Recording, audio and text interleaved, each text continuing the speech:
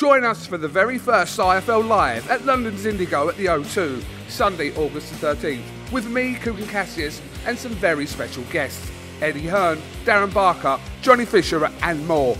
Tickets now on sale. So in the words of Eddie Hearn, you get up, you dress up, and you fucking show up.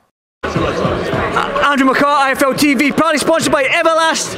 I'm here with Sugar Hill. Sugar, you're an American, but you might as well just buy a house here in the UK. It seems like you're never away from here. Oh, I got one up in Morecambe, so that's the UK. Yeah, I suppose. Yeah, only 45 minutes from Manchester, which I like Manchester a lot. Nice place. I like the north. I'm a Northman. The north. I wouldn't Detroit's in the north, so there you go. Ben Whittaker, the surgeon. I mean, some people take to him, some people love what he does in that ring when he's hopping on one leg, dancing when he knocks somebody down. I don't know where that came from. I'm going to say that. Did that come from that Kronk style? Definitely not. That's his own personality, and I just like him to keep his own personality. People aren't going to like you if you were just a straight up and down, but you know, he's always been doing that his whole career, so there's no need to change it, but just learn some new things and learn how to balance it, actually. And that's what he's doing now. We're just working on balancing, you know, his style with some more basics and some more punching power. The thing with Ben as well is he's yet to have that gut check in a fight yet. You know, with the adversity, a cut or something when he's come back to the corner and he's got a cut or whatever it may be, he's yet to have that. With his style, how do you, and the way he approaches the game, his attitude, how do you think when that time does come, he'll deal with it? He's waiting for it, I'm waiting for it. We train for all of that, so when that time comes, you know, he'll be prepared. But speaking upon that, he's had those moments as an amateur to make it to the silver medal in the Olympics.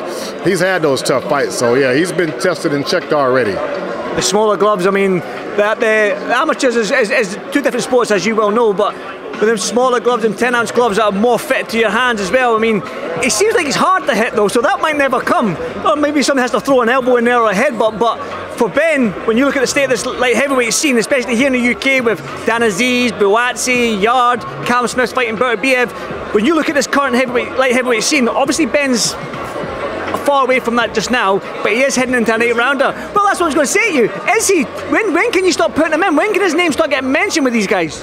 Let's do Saturday, and his name's already mentioned. You just mentioned it all over his name, so there you go. And everybody else is too. So yeah, he's in that category.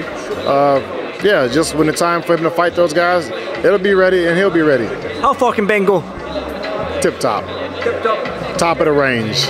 I think with boxing, there's a lot of emphasis on that undisputed now. There is a lot of emphasis that #1 guy. There's 4 world champions in one division. I know you're a boxing man. You probably don't like that either. You need to know you want to know who the #1 guy is. So there's a lot of emphasis now on that undisputed fight. Can he become an undisputed hit champion in this light heavyweight division? He can definitely do that. And yeah, I mean, all of the divisions, I mean, it has its ups and downs, just the same as if you only had one belt, it's ups and downs. And, you know, you got so many great fighters fighting, but nobody gets to be the champion. Like, so, and it takes a long time to get there. I mean, you think about the yesteryear, the good old days, I mean, you had a lot of great fighters. These fighters were great, but they never got a chance to be a world champion, which is kind of fair and kind of unfair, you know, so nothing's ever going to be perfect. Yeah. So I mean, you can dissect and pick that apart all day, but I mean, what we have in front of us right now, you have four organizations, and that's what you deal with. You know, it's making adjustments and adapting to the world and what we're living in now. I know you've been involved in boxing a long time. You've got fighters in every division almost now. But when you look at the state of boxing right now, this year in 2023, we've had big fights. We've had Tank Davis, Ryan Garcia being made. We've got Spence and Crawford coming up. We've got, obviously, Beterbiev and Cam Smith. We've got other big fights. And Canelo looking like he's fighting Charlo in September. When you look at the current state of boxing right now, are you happy with it? I'm definitely happy with it. And not to go too far into details, but for me, I always personally believe that when the heavyweight division is thriving, then boxing is thriving.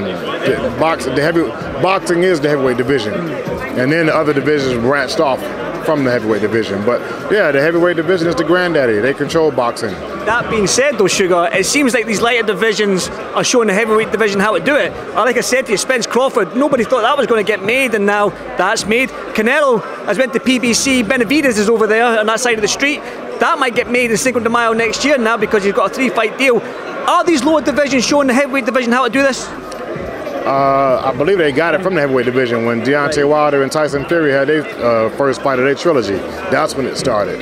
Right, okay. Sugar, as I said, look forward to the fight. And listen, that Kronk style with Ben's style, I mean, I'm looking forward to it. It's my first time watching Ben live, so I'm excited. Thank you, Sugar. Yeah, he likes it and saying, listen, it's nothing better than getting all of it. So it may be something you like, something you don't like, but at least you're going to watch him and waiting to get to your part, to what you like. Listen, Sugar, thank you so much, brother. Appreciate it. Thank you. Thank you. Join us for the very first IFL Live at London's Indigo at the O2, Sunday, August the 13th, with me, Cook and Cassius, and some very special guests. Eddie Hearn, Darren Barker, Johnny Fisher and more. Tickets now on sale. So in the words of Eddie Hearn, You get up, you dress up, and you fucking shut up.